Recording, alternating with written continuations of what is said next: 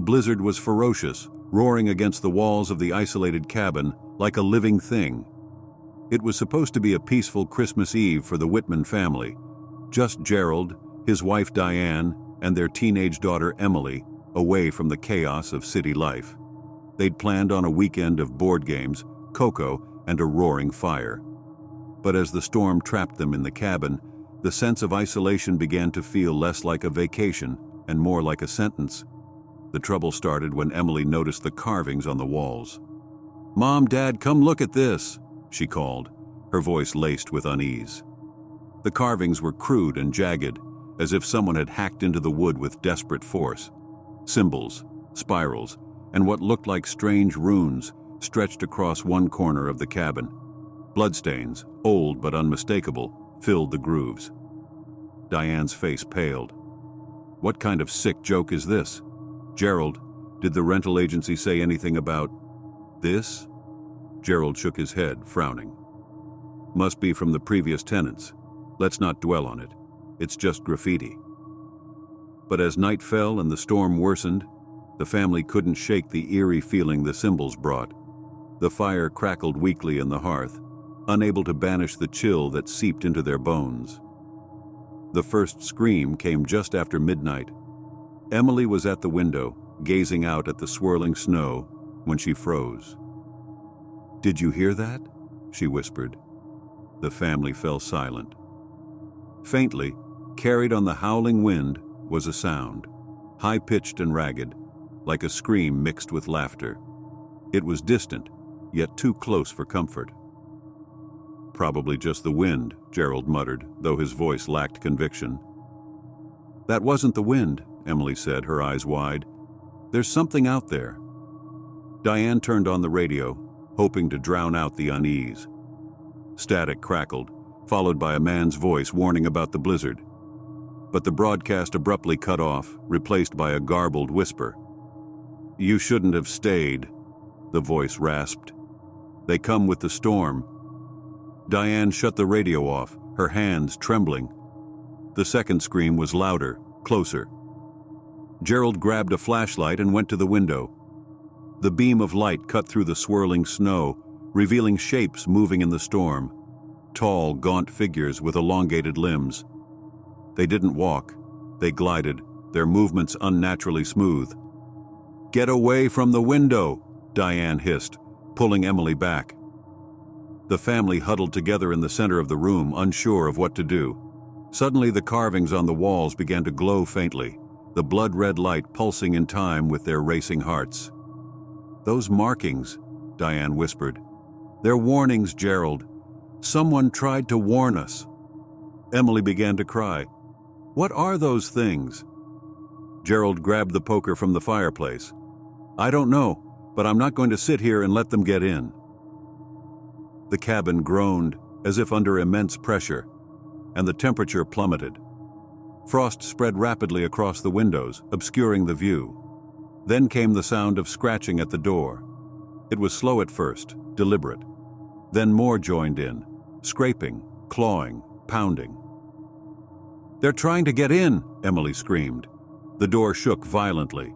The family retreated to the loft, Gerald clutching the poker like a lifeline. From their vantage point, they watched in horror as the door burst open. The figures entered. Their faces were blank. No eyes, no mouths, just smooth expanses of pale skin. Their bodies were thin, skeletal, and draped in tattered, snow-covered rags. They moved as one, scanning the cabin with inhuman precision. As the family held their breath, one of the creatures looked up. Though it had no eyes, they knew it could see them. It pointed with a bony finger, and the others began ascending the loft ladder with unnatural speed. Gerald swung the poker at the first one, but it passed through the creature as if it were made of mist. The family's screams echoed as the creatures surrounded them, their cold, clammy hands dragging them down. The last thing Diane saw before darkness claimed her was the glowing carvings on the walls, their light burning brighter than ever, as if sealing another chapter in the cabin's cursed history. When the storm cleared the next day, the cabin stood empty. The carvings on the walls had grown, fresh blood filling their grooves. And far off in the distance, beneath the whispering pines, the wind carried faint screams.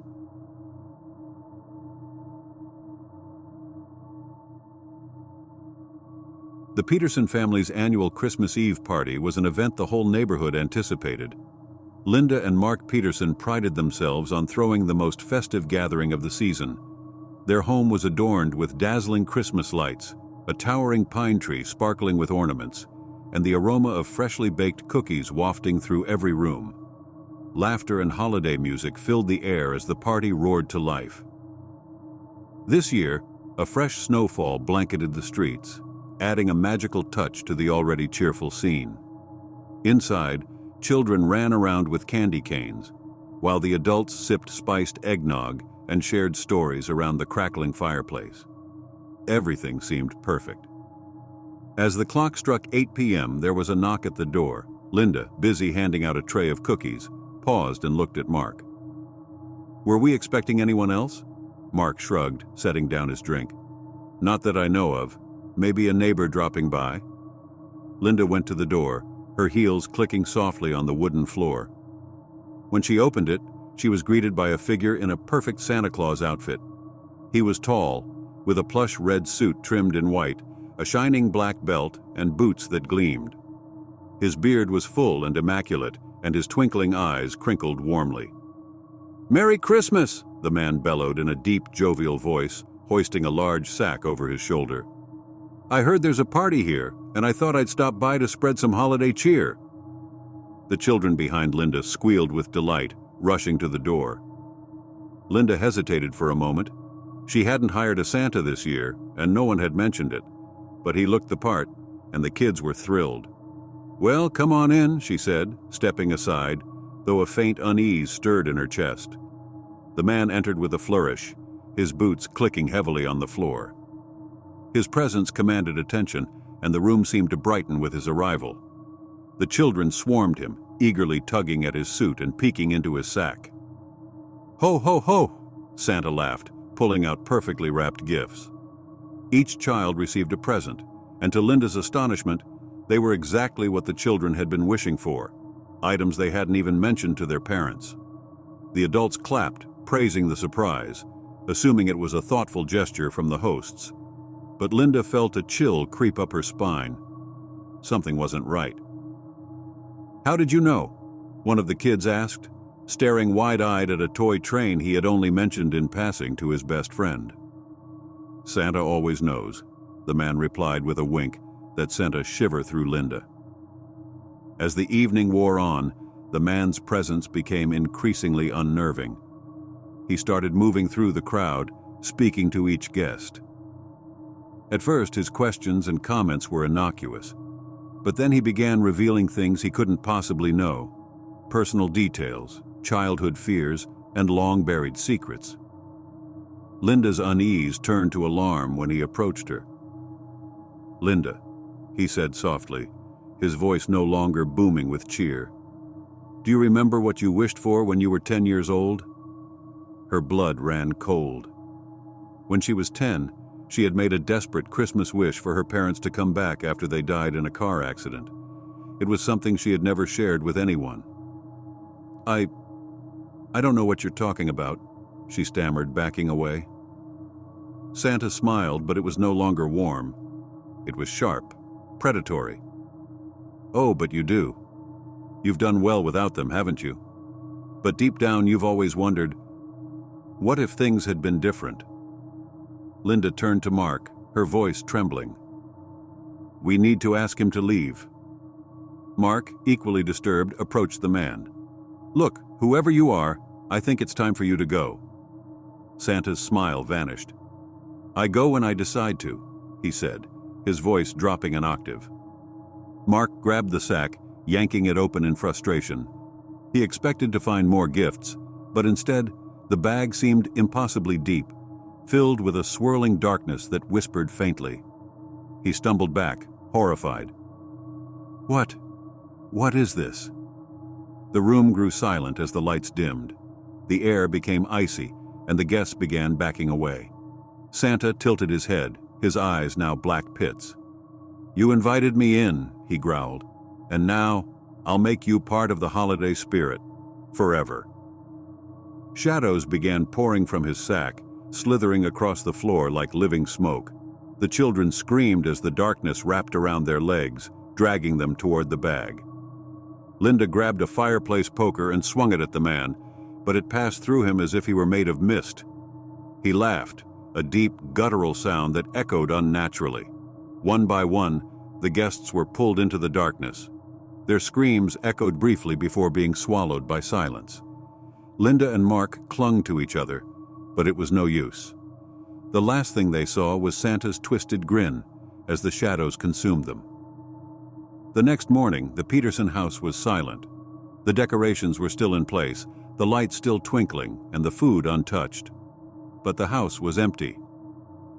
On the fireplace mantel was a single note, written in elegant crimson script. "Merry Christmas to all, and to all a good night." The Peterson house remained abandoned, a haunting reminder of the night the Santa Doppelgänger came to town.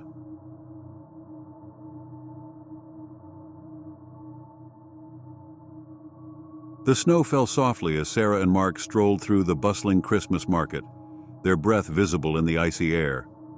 This was their first Christmas as a married couple, and they wanted everything to be perfect.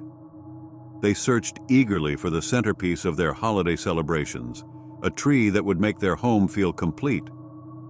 As they wandered between rows of vendors selling ornaments, wreaths, and baked goods, one booth caught their attention. It was tucked away at the far end of the market where the crowd thinned. The booth displayed a collection of fir trees that seemed to shimmer faintly under the moonlight. Behind the booth stood an elderly man with a hunched back and piercing green eyes. "Looking for something special?" the vendor rasped, his voice both inviting and unsettling. Sarah's gaze landed on a magnificent tree, tall and perfectly symmetrical. Its dark green needles glistened as if dusted with frost.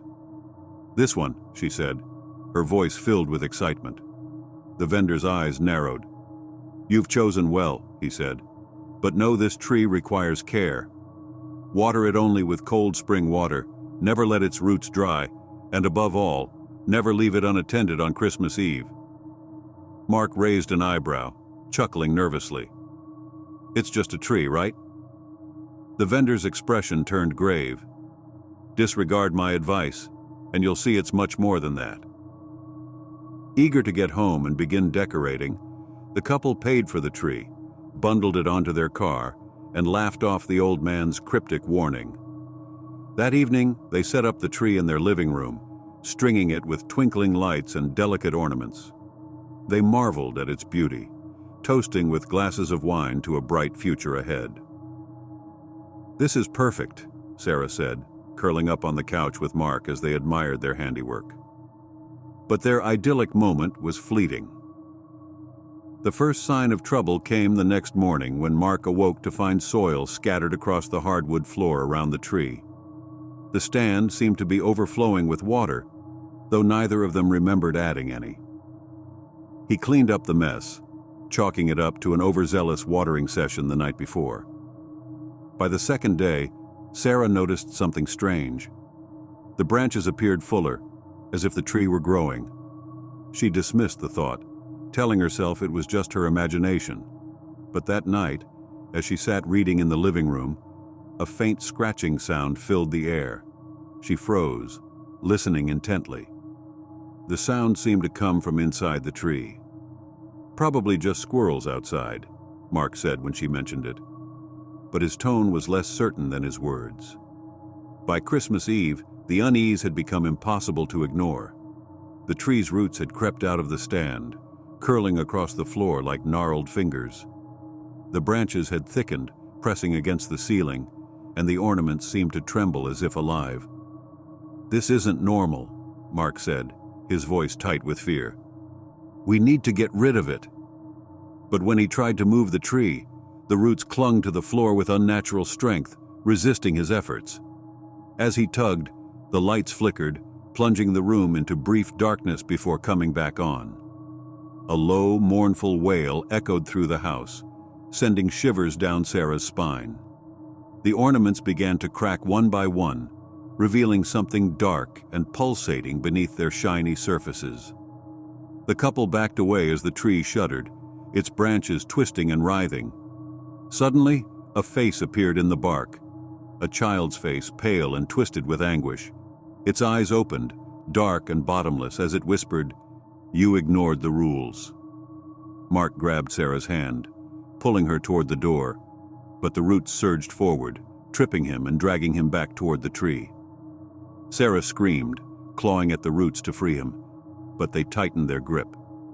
The tree grew larger, consuming the living room. Its branches punched through the walls, and the roots spread like veins, tearing through the foundation. The face in the bark watched silently, its lips curling into a smile. Desperate, Sarah ran upstairs, barricading herself in the bedroom. She grabbed her phone to call for help, but the screen flickered and died. Through the frosted window, she saw the faint outline of the old vendor standing in the snow, watching. His green eyes seemed to glow in the moonlight. "Why are you doing this?" she screamed, her voice trembling with terror. The vendor's voice echoed in her mind, though his lips never moved. "It's not me. It's her." The door burst open, and the roots surged inside, filling the room with a suffocating presence. Sarah screamed as the tree's face appeared again, its twisted smile the last thing she saw. By morning, the house stood eerily silent, its windows frosted over. Snow covered the ground, hiding the scars left by the roots. At the Christmas market, the old vendor smiled as a young couple approached his booth, drawn to the shimmering trees. Behind him, the towering firs stood tall, their needles glistening like frost.